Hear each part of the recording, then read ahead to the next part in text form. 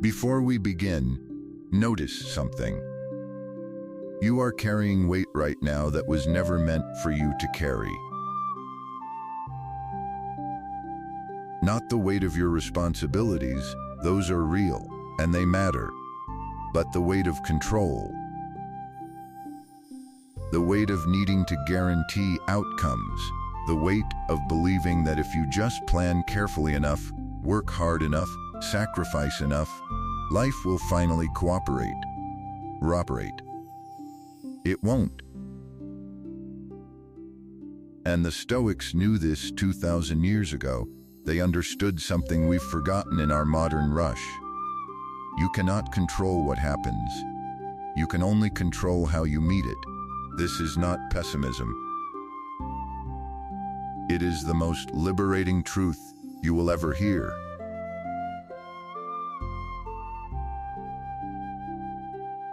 Because the moment you stop demanding that life be different before you allow yourself to be steady, peace becomes possible. Letting go is not about giving up. It is about accuracy. It is about seeing clearly what is actually yours to control and releasing everything else. In the next 18 minutes, we're going to explore what that means. Not as abstract philosophy, but as a way to move through your actual life with less struggle, less resentment, and more quiet strength.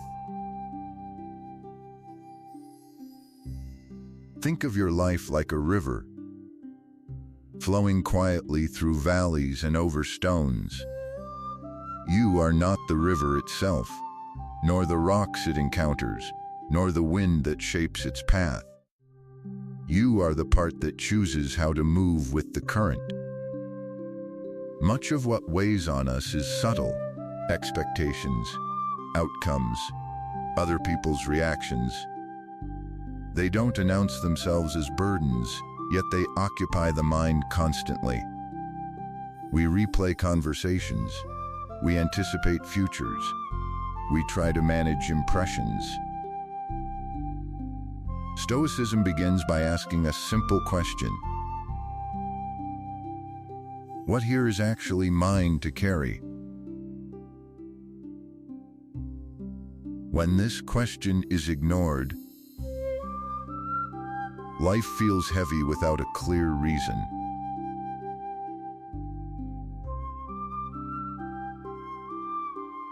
When it is answered honestly, something begins to loosen.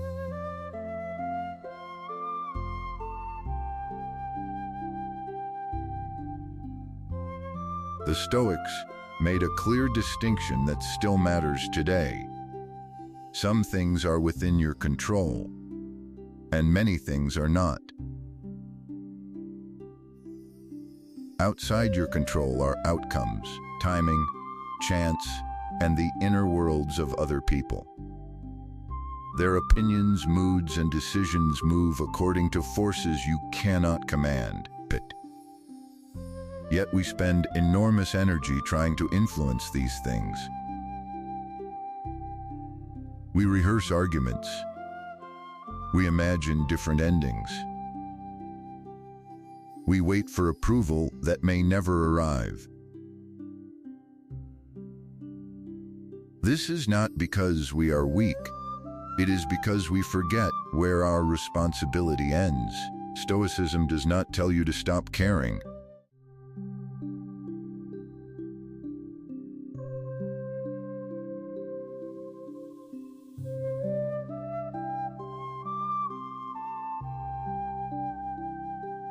It tells you to stop owning what was never yours.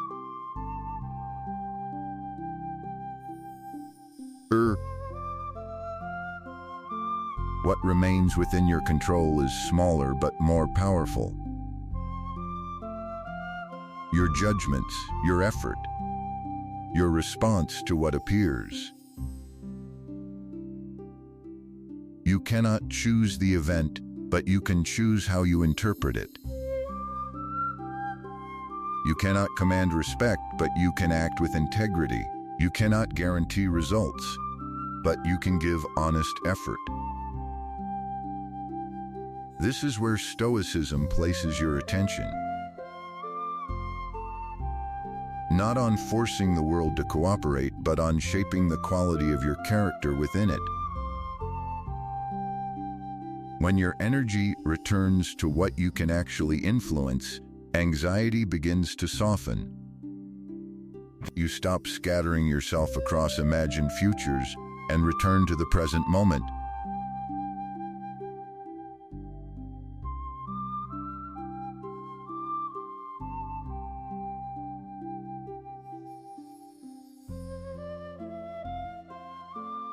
Where action is possible. Letting go, in Stoicism, is not resignation. 1.5. It is accuracy. It means placing responsibility where it truly belongs, and removing it from where it never did. When you stop trying to own outcomes, your attention clears.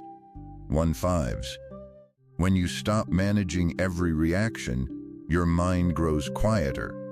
This does not make life smaller. It makes it lighter. 1.5. You still act.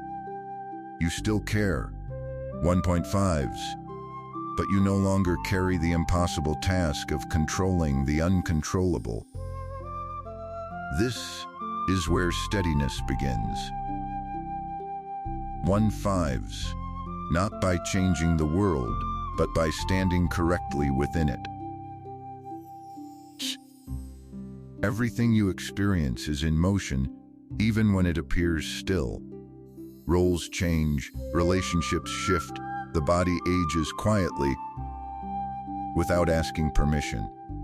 Stoicism does not treat this as a flaw in life, it treats it as one of life's defining features.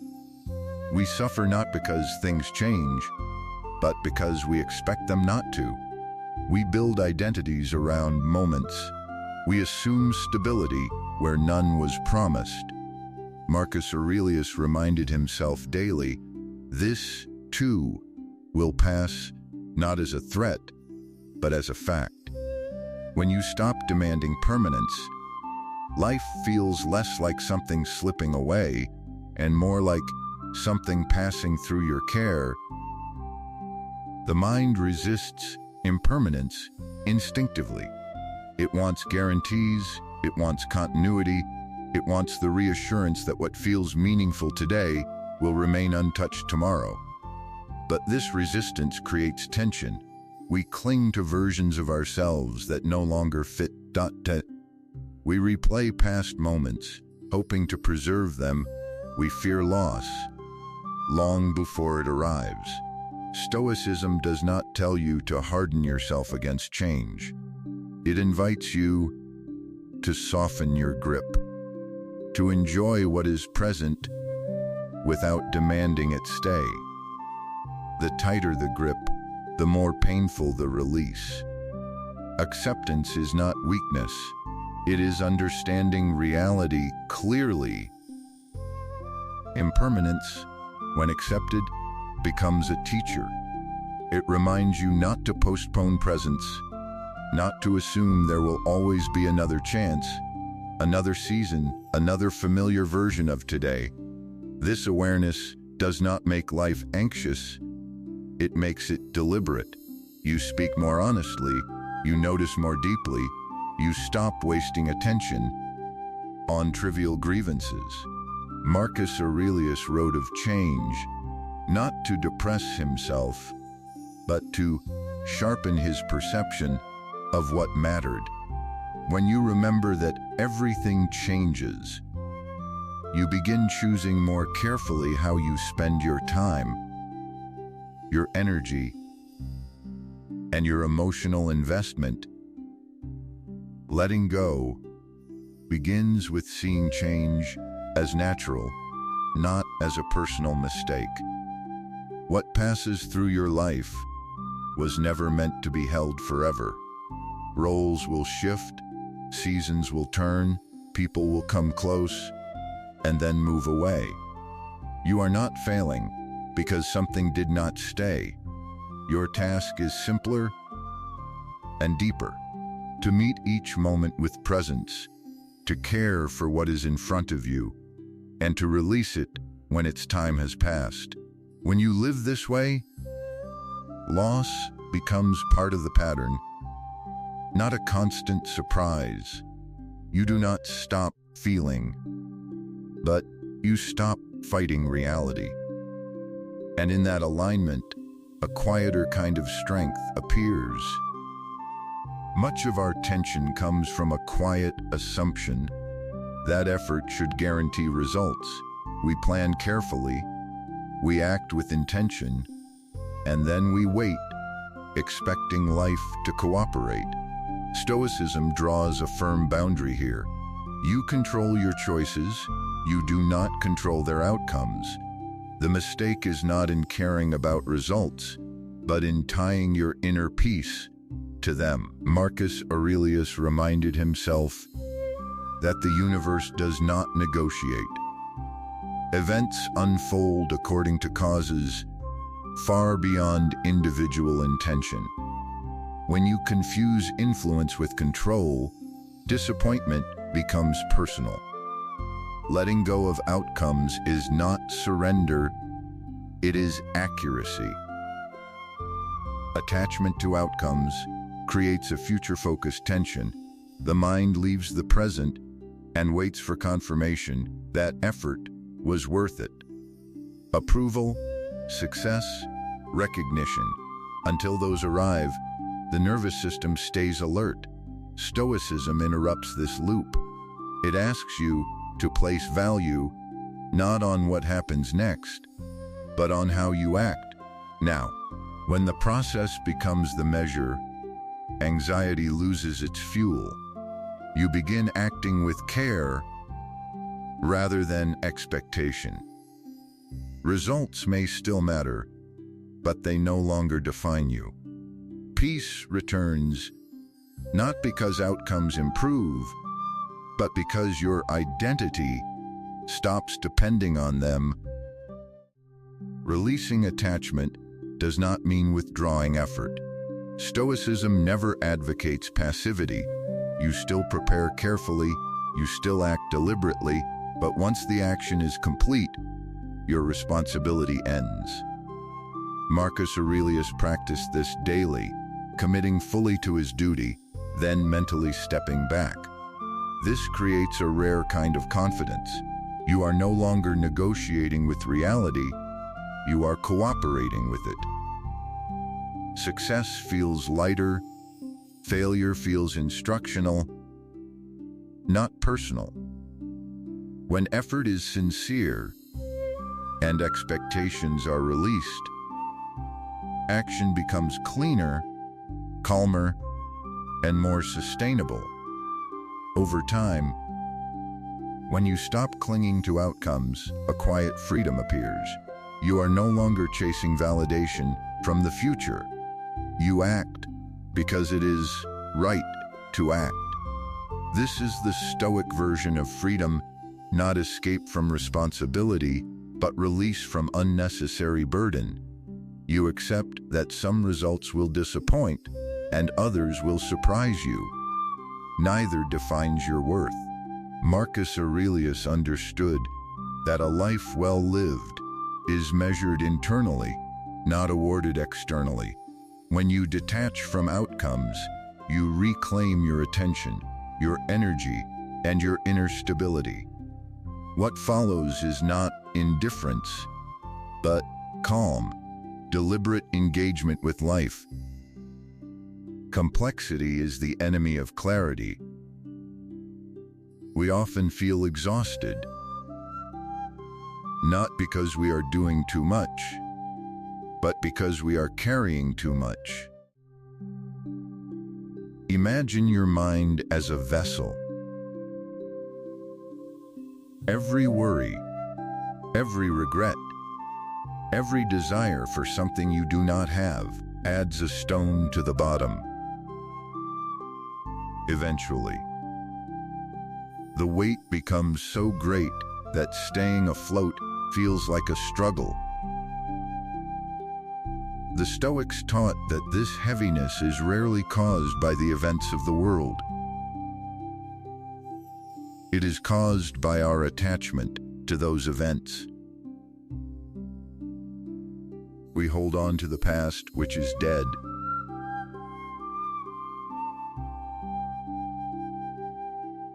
We grasp at the future, which is uncertain.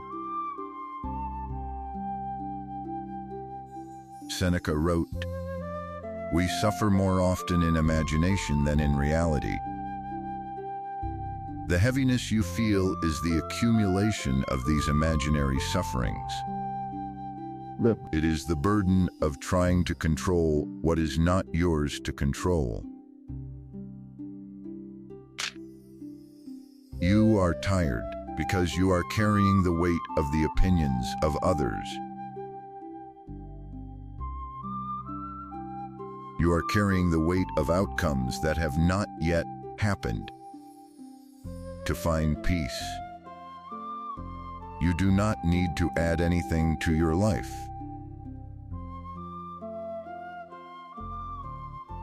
You must begin to subtract. Simplicity is not just a clean desk or an empty room. It is a clean mind. Most of us live in a state of constant mental turbulence. A thought forms, a judgment follows, and the water becomes muddy. We react to everything. A harsh word, a delayed train, a notification on a screen. Marcus Aurelius reminded us, the happiness of your life depends upon the quality of your thoughts. To simplify the mind, you must become a guardian at the gate of your attention. This does not mean you stop thinking. It means you stop engaging with what does not matter.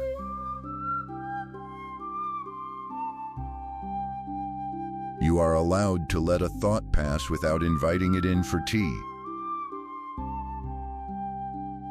You are allowed to witness a chaotic world without letting the chaos enter you. When the surface of the water is agitated, it cannot reflect the world clearly. It distorts reality. But when you stop stirring it, when you stop adding the noise of unnecessary judgment, the water settles.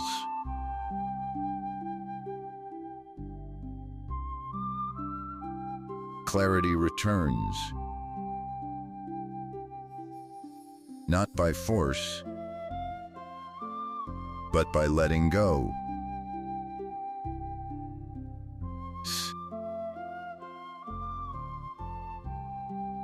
We are told that more is better.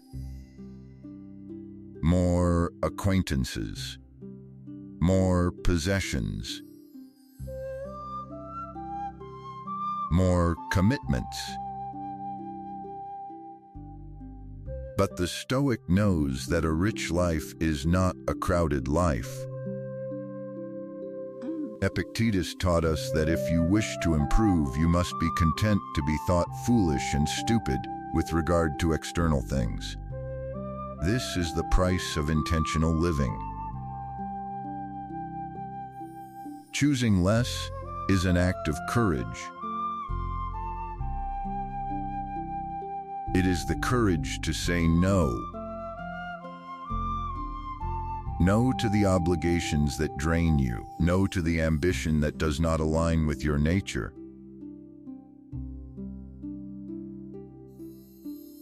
No to the noise that drowns out your own voice. This is not about deprivation. It is about focus. When you remove the non-essential, the essential shines with a brighter light. Think of your energy as a limited resource.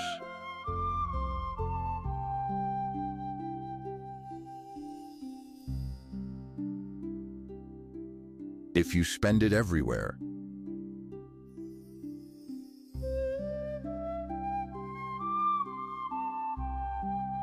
You are powerful nowhere. But if you direct it, like a beam of light, onto the few things that truly matter, you gain leverage. A simple life is not a small life. It is a focused life. It is a life where your actions are deliberate, not reactive. Where you choose your path rather than being pushed by the crowd.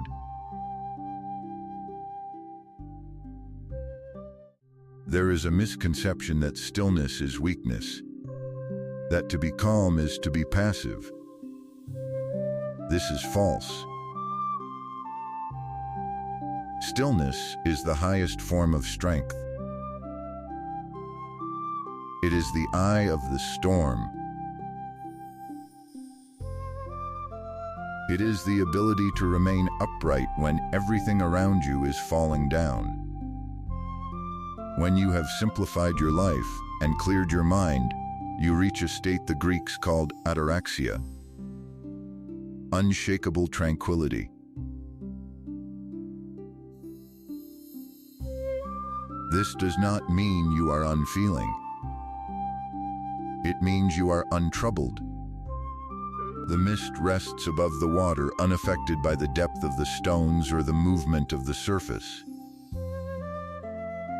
You become like a rock against which the waves crash.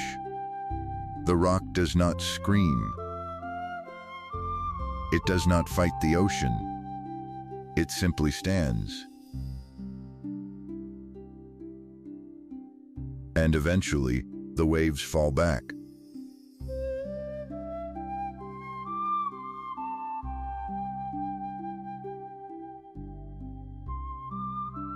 This strength is available to you.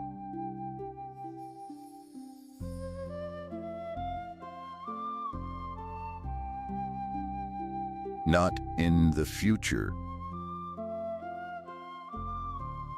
but right now, with the next breath,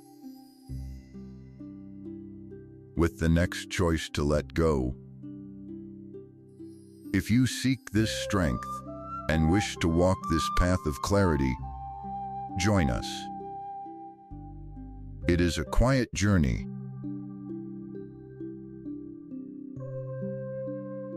but it is the only one worth taking.